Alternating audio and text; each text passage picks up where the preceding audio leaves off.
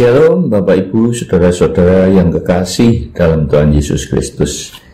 Marilah kita belajar tentang deklarasi iman.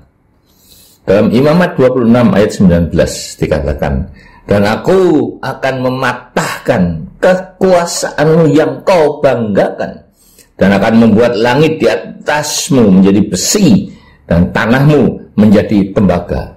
Dan dalam Ulangan 28 ayat 23 juga dikatakan, juga langit yang di atas kepalamu akan menjadi tembaga, dan tanah yang di bawah pun menjadi besi. Saudara-saudara, mengapa doa saudara dan saya tidak didengar Tuhan, apalagi dijawab dan dikabulkan Tuhan? Begitu juga, mengapa selalu terjadi kegagalan-kegagalan apapun yang dilakukan baik dalam karir maupun bisnis?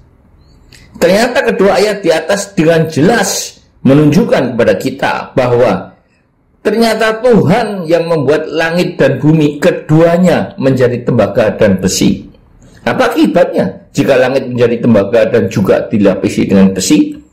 Akibatnya doa-doa saudara dan saya akan terhalang oleh langit, tembaga, dan besi itu, sehingga doa itu tidak akan sampai ke hadirat Tuhan. Demikian juga tanah di bumi menjadi besi dan tembaga, maka apapun yang ditanam tidak dapat tumbuh. Artinya usaha apapun yang dilakukan baik dalam karir maupun bisnis selalu mengalami kegagalan. Apakah penyebab semuanya ini? Tidak lain adalah kesombongan.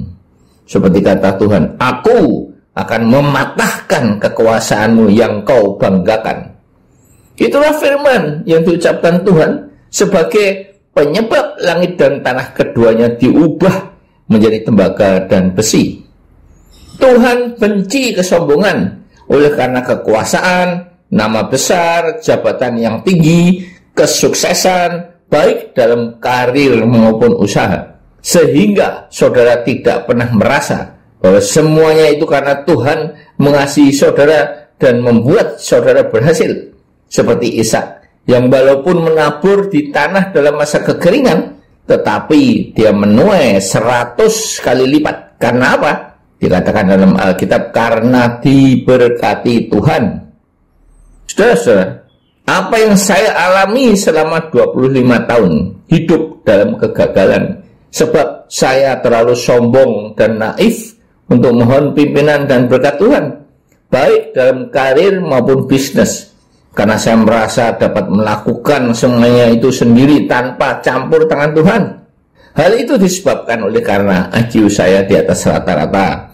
Saya orangnya ulet, dikaruniai banyak talenta. Pendidikan saya S1 Teknik Elektro dari Satya Wacana, S2 Manajemen dari Asian Institute of Management di Manila, dan keduanya merupakan universitas terkenal, terutama AIM Manila, di mana alumninya banyak yang berhasil dalam karir. Mereka seperti almarhum Robi Johan, pendiri Bank Niaga, dan banyak eksekutif di bank-bank swasta maupun negara, maupun perusahaan-perusahaan multinasional dari berbagai negara. Dan ketika saya sadar akan kesombongan saya dan mohon ampun serta mohon diberkati dan dipimpin Tuhan, maka terbukti bahwa berkat itu mengejar saya dalam pameran Ambiente Fair di Frankfurt.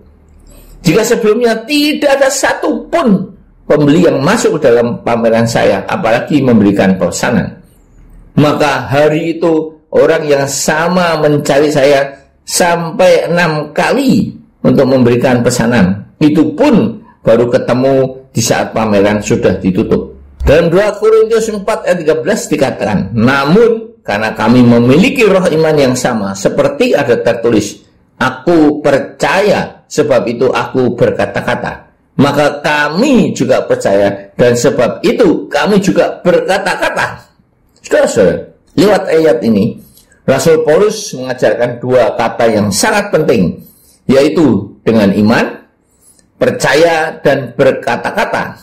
Arti berkata-kata adalah mendeklarasikan apa yang kita imani.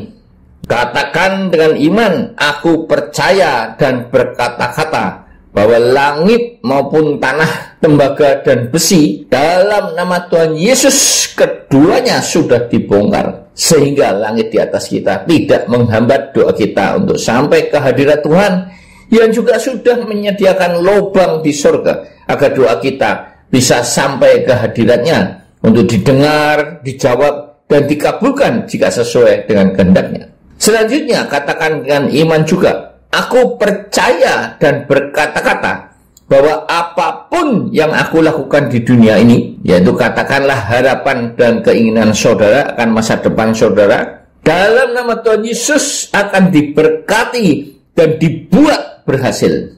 Dibuat adalah kata kerja pasif, berarti bukan orang itu yang melakukan, tetapi orang ketiga yang membuat dia berhasil, yaitu Tuhan. Deklarasikan ini terus-menerus setiap hari, karena apa yang ada di dalam pikiran dan apa yang kita ucapkan berkali-kali, itulah yang akan terjadi. Tetapi jika sesuai dengan kehendak Tuhan, maka Tuhan turut bekerja, dengan syarat utamanya adalah mengasihi Tuhan dan menjadi pelaku-pelaku firman. Saudara-saudara, iblis juga menyerang kita lewat pikiran seperti Hawa, sehingga timbul pikiran negatif dan jahat. Karena itu berdoalah agar Tuhan mengirim para malaikat dan bala tentara sorga untuk menjaga kubu pertahanan pikiran kita. Amin.